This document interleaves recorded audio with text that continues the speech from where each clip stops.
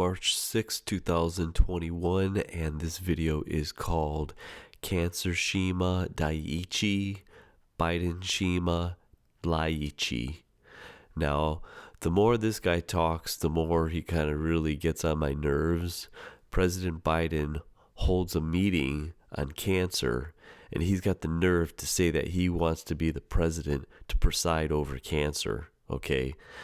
Now, I say that because he's got some nerve, because he was second in command during Fukushima, and they literally, the Obama, Biden, Hillary Clinton administration, they raised the allowable amount of radiation in our food. This guy, it just makes me sick listening to him talk about wanting to cure cancer, because he's responsible, that administration, for a lot of the cancer that's going on right now. And remember, I'm going to play this and listen to what that guy has to say. Now remember, Fukushima is going on 10 years in 5 days. And last year, nobody even mentioned it on the news. Now we'll see what happens for the 10-year anniversary. Thanks for coming in. These are members of the House, Senate, Democrat, Republican, who all have an extremely keen interest in doing what I said once before, that I'd love to be the president to preside over the end of cancer as we know it. These are the folks in the House and Senate who'd love to preside over cancer, the end of cancer as we know it. They all were critical in the CARES Act, which put about $9 billion into NIH to deal with cancer and cancer research. And the Vice President and I are of the view that we can make significant strides in fighting cancer and Alzheimer's and other diseases if we take a slightly different approach. And what I want to talk to them about today is how we go about taking advantage of the work they've done to get us where we are today, because I think we're on the cusp of some real breakthroughs across the board on cancer, and that's what we're going to talk about. And probably to all of you, like all of us, cancer is personal for almost everybody. It's probably the one word that is the most frightening word in the English language to people. When they hear that C word, cancer, it is just devastating. And I always ask when I talk about cancer, I ask the audience if they to raise their hand if any of them were suffering from cancer as I spoke, and or they lost someone. And virtually 70% of every audience, whether or not it's 4,000 people or 400 people.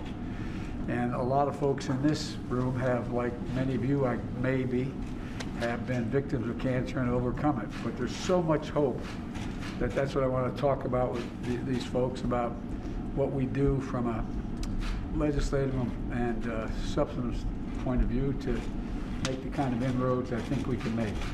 That's what we're talking about today. Thank you for coming in, and I'm optimistic we're going to get something done here. Now remember, it's leaking. It's been leaking. Tons of radioactive waste every day is leaking, and that's not even including what they're dumping into the ocean. Now, it states that a recent decline in the water levels indicate that more water is actually leaking out than before. So they're not going to take care of it. It's going to take 30 million years for that thing to even remotely be taken care of, and it won't in 30 million years. Now, what they did in 2011, Hillary Clinton, Obama, Joe Biden, they raised the limits on radioactive cesium in food. Now remember, this is only cesium. They're not talking about strontium or any of the other radioactive cancer-causing substances that are leaking out of those melted reactor cores. Now, what they did is they raised them to, this is units, becquerels per kilogram. Now, a becquerel is a disintegration a second. Now, in Japan, they're pretty smart. What they did is they got limits that are way lower than the rest of the world. And say for dairy or here's milk, here's general foodstuffs. Now it's actually including dairy. They got a limit of 500. Well, guess what happens when something tests over 500? Well, it's going to the rest of the world. It's going to the United States, or it's going to Europe. The United States is it's one of the highest. They just put 1,200 becquerels a kilogram for everything, even baby formula. Is that amazing? And so what a becquerel, 1,200 becquerels a kilogram. So 1 kilogram is basically 2 pounds of rice, which is 5 cups of uncooked rice. So you're going to have 1,200 disintegrations a second in 1 kilogram, in 5 cups of rice or milk or whatever. It doesn't stop after a second. It keeps disintegrating. So these things are just flashing away. And when you ingest this stuff, it mimics calcium. It mimics potassium. It mimics all this stuff. And if it's calcium, it will be tricked, and it actually gets put into your bone. That's when you get bone cancer and all this stuff.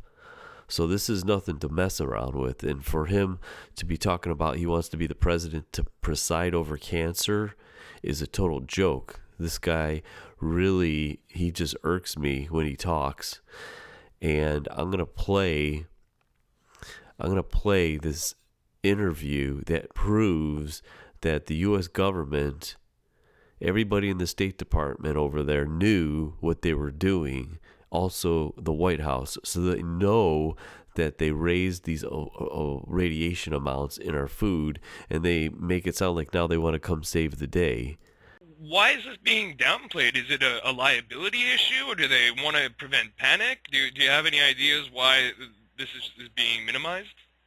I know someone who's very highly placed in the State Department, and the United States government has come up with a decision.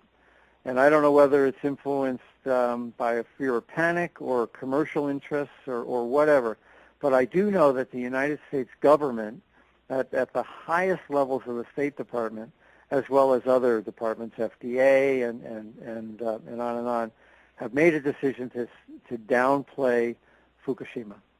And I can't speak for the Canadian counterparts, but I will say that back in April, Hillary Clinton signed a pact with her counterpart in Japan, saying that she agreed that there are no problems with Japanese food supplies, and we would continue to buy them.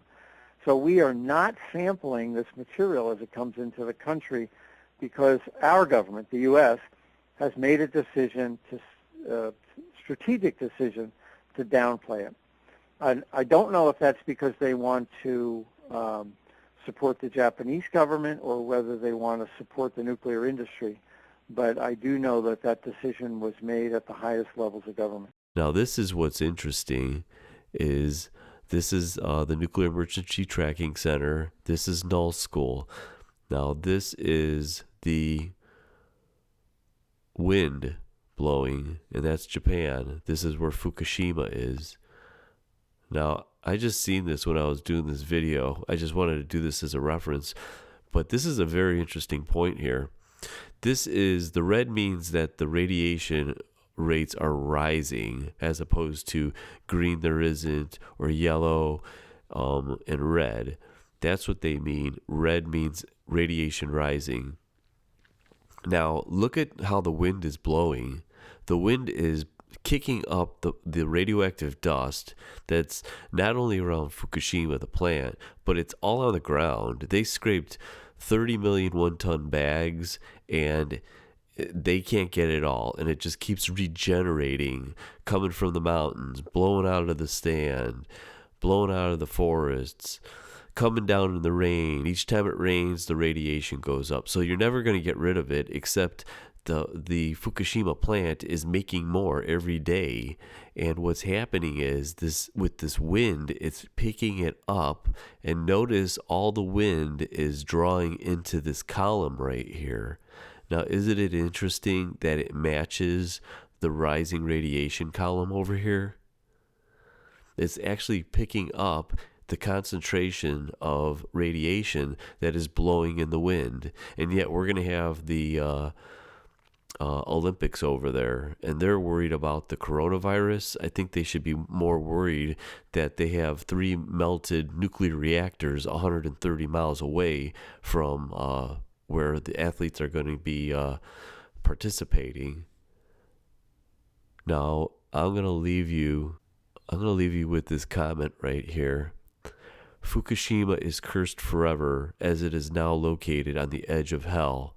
All life there has been radiated and will suffer for many future generations by the way of sickness and DNA mutations. TEPCO, the negligent nuclear power company, continues to dump millions of gallons of radioactive waste into the Pacific Ocean each and every day to radiate the fish, the sea life, and everything that eats these items, including us humans.